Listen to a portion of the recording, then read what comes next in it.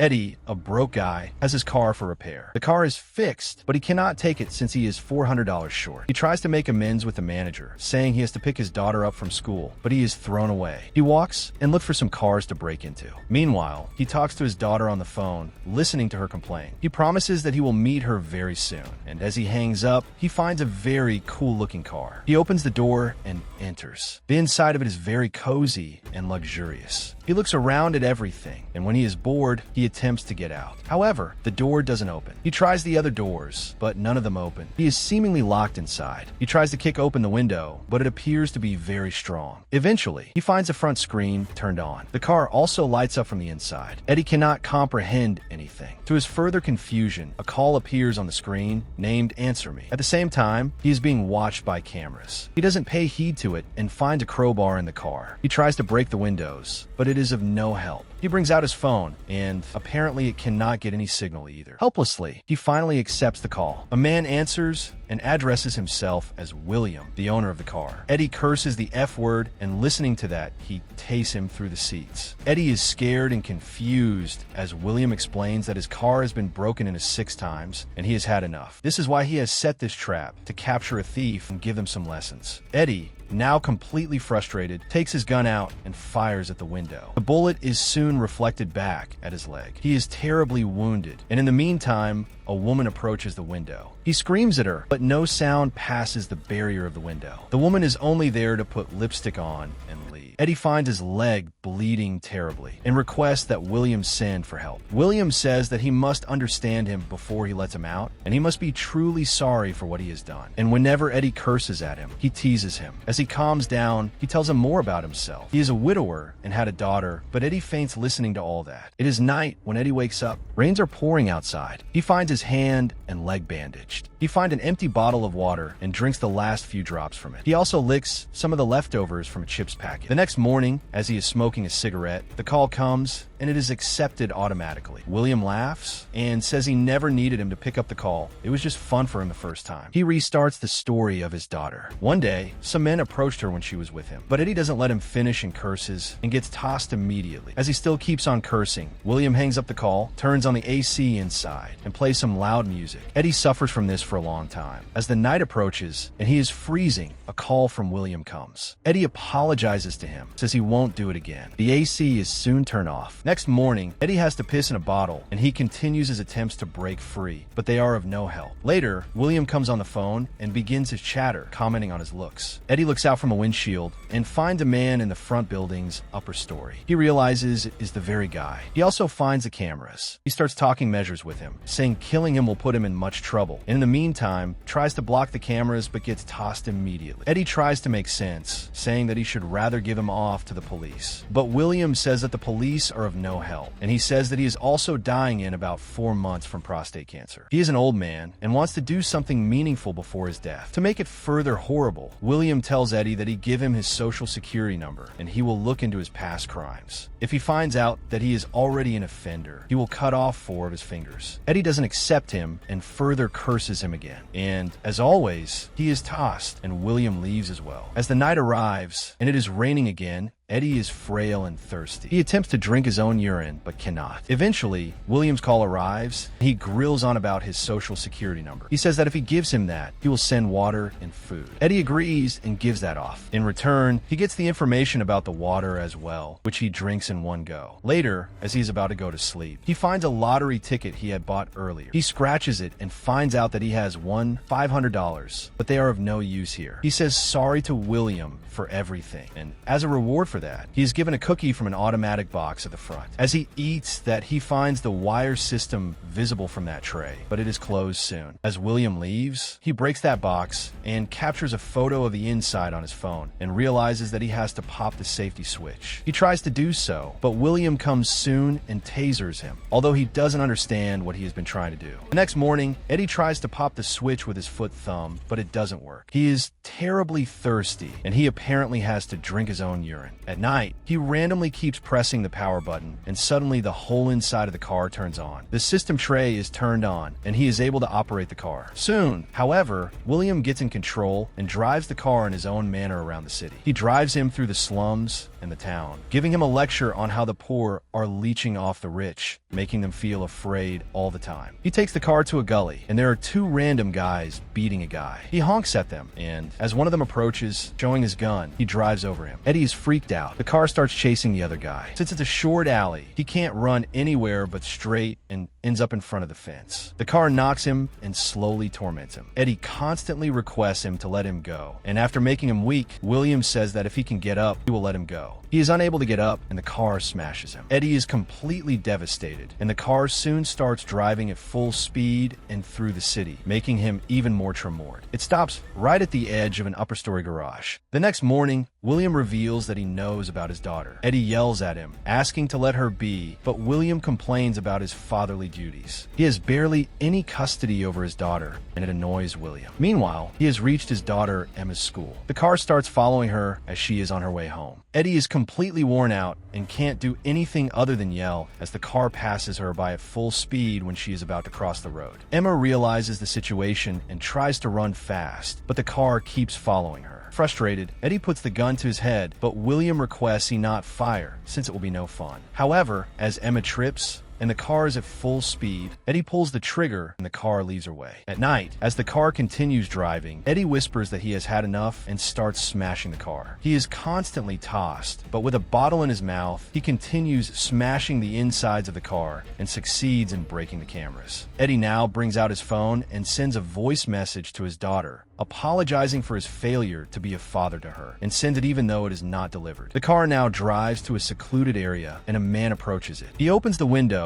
slightly from outside and throws in a zip to tie up his hands. As Eddie doesn't oblige, he tasers him and he listens. The man enters. He loads his gun, offers him a joint, and gives him some gummy worms to eat. The car then starts driving in the dark night. As William keeps on talking, Eddie turns the tables with his words on William's daughter. It pisses him off, and he makes him smashes his head on the counter with a brake. But Eddie keeps on laughing. He continues teasing him and gets further smashings. In the meantime, Eddie tries to pop the main switch with his foot thumb, and William tells him how his daughter was killed by two burglars. William says that people like him make him sick, and Eddie further tells him that he is doing all this in the name of his daughter, and she would be ashamed of him. He is smashed again, but this time he has got the switch and turns it off. The car then flies over a cliff. Eddie's nose breaks, William's gun is fired, and the bullet, being reflected from all the glasses, hits him on his back. The car falls, and it loses all of its systems. The network is back, having its text sent to its daughter. Eddie wakes up and sees that the belt on his hand has gotten loose. He attempts to break free. William wakes up in the meantime as well, but Eddie is fast, and he smacks his face continuously, making him completely give up. Then he is about to shoot him, but his phone rings. The call is from his daughter. He answers it, and she asks him about the message he sent. Eddie replies that he is fine,